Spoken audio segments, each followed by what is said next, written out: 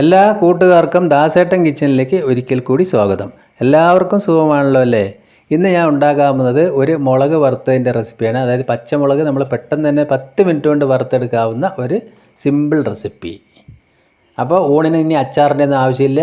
Video ഇഷ്ടപ്പെട്ട് കഴിഞ്ഞാൽ ഒന്ന് ലൈക്ക് ചെയ്യുക. പിന്നെ ആദ്യമായിട്ട് കാണുന്ന കൂട്ടുകാരുണ്ടെങ്കിൽ ഒന്ന് സബ്സ്ക്രൈബ് ചെയ്ത് ആ ബെല്ലൈക്കൺ അമർത്തി ഓൾ എന്ന ഓപ്ഷൻ കൂടി കൊടുക്കണം.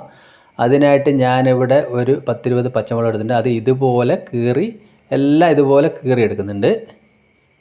അപ്പോൾ ഇതൊക്കെ ഉണ്ടാക്കാത്തവരായിട്ട് ആരും ഉണ്ടാവില്ല എന്ന് വിചാരിക്കുന്നു. എന്നാലും നമ്മളത് അറിയാത്തവർക്ക് വേണ്ടി ഒന്ന് കാണിക്കുന്നതാണ്. എല്ലാ മുളകും ഞാൻ കീറിയെടുത്തിട്ടുണ്ട്. ഒരു ചട്ടി അടുപ്പത്ത് വെച്ച് അതിലേക്ക് വെള്ളം ഒഴിച്ചിട്ട് ആ മുളക് അതിലേക്ക് ഇട്ട് കൊടുക്കാം. അപ്പോൾ വെള്ളം ഇതിലിത്തിരി ഞാൻ ഒഴിച്ച് കുറച്ച് കൂടിപ്പോയിട്ട് അതിലേക്ക് ഞാനൊരു 2 കരണ്ടി വെള്ളം അങ്ങോട്ട് മുക്കിയെടുക്കുന്നുണ്ട്. അതായത് നമ്മുടെ മുളകും വെള്ളം ഒപ്പം നിൽക്കുന്ന ആ ഒരു കണ്ടീഷൻ. അതിലേക്ക് 1 സ്പൂണ് പൊടിയുപ്പ്, നല്ലതുപോലെ പൊടിയുപ്പ് ഇട്ട് കൊടുക്കുക. ഇതിട്ട് നമ്മൾ നന്നായിട്ടൊന്ന് തിളപ്പിച്ചിട്ട് ഈ വെള്ളം മൊത്തം വറ്റിച്ചെടുക്കുന്ന ആ ഒരു കണ്ടീഷനിലേക്കാണ് ചെയ്യേണ്ടത്. അപ്പോൾ അതിനു വേണ്ടി നമ്മൾ അല്പം ഒരു 5 മിനിറ്റ് സമയം ഞാനൊന്ന് മൂടി വെച്ചിട്ടുണ്ട്. ഇപ്പോൾ നമ്മൾക്ക് വീഡിയോയിൽ കണ്ടാലറിയാം ആ ഉപ്പ് വെള്ളമൊക്കെ നമ്മൾ നന്നായി തിളച്ച ചട്ടിയുടെ സൈഡിലൊക്കെ ഒരു കളറൊക്കെ മാറി കണ്ടില്ലേ? അപ്പോൾ വെള്ളം വറ്റിയിട്ടില്ല. നമ്മളത് വെള്ളം വറ്റിച്ച് തന്നെ എടുക്കണം. അപ്പോഴാണ് അതിൻ്റെ ടേസ്റ്റ്. ഒന്നുകൂടി ഞാനതൊരു 3-4 മിനിറ്റ് ഒന്ന് മൂടി വയ്ക്കുന്നുണ്ട്.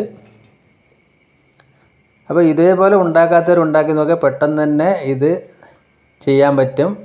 അച്ചാറൊന്നും ഇല്ലാതിരിക്കുന്ന സമയത്ത് നമ്മൾക്ക് രാവിലെ പെട്ടെന്ന് ഇത് ചെയ്തെടുക്കാവുന്നുള്ളൂ. അപ്പോൾ വെള്ളം ഒരുവിധം വറ്റിയതിന് ശേഷം ഞാൻ ഇനി അതൊരു അലുമിനിയം പാത്രത്തിലേക്കാണ് മാറ്റി കൊടുക്കുന്നത്. അതായത് ഒരു പരന്ന തവയിലേക്ക് മാറ്റി കൊടുക്കുക. നമ്മളത് വീട്ടിലുണ്ടാക്കുന്ന സമയത്ത് പ്രത്യേകം ശ്രദ്ധിക്കേണ്ടത് കട്ടിയുള്ള ഒരു അലുമിനിയം പാത്രം തന്നെ വെക്കണം. നോൺ സ്റ്റിക്കൊന്നും ഒരിക്കലും ഉപയോഗിക്കേണ്ട. അതെല്ലാം പെട്ടെന്ന് കേടായിപ്പോവും. അപ്പോൾ ഈ തവയിൽ ഞാനത് വെച്ച് ആ ഉപ്പ് വെള്ളമൊക്കെ ഇതാ ശരിക്കും വറ്റി വരട്ടെ. അപ്പോൾ വെള്ളമൊക്കെ നന്നായിട്ട് അങ്ങനെ വറ്റി വന്നിട്ടുണ്ട്. അപ്പോൾ ആ ഉപ്പൊക്കെ ഉണ്ടല്ലേ ആ തവയിൽ സൈഡിലൊക്കെ അങ്ങനെ പിടിച്ച് വന്നിട്ടുണ്ട്. ഇനി നമുക്ക് അതിലേക്ക് ഒരു 2 സ്പൂൺ വെളിച്ചെണ്ണ ഇതുപോലെ ഒന്ന് ഒഴിച്ചു കൊടുക്കുക.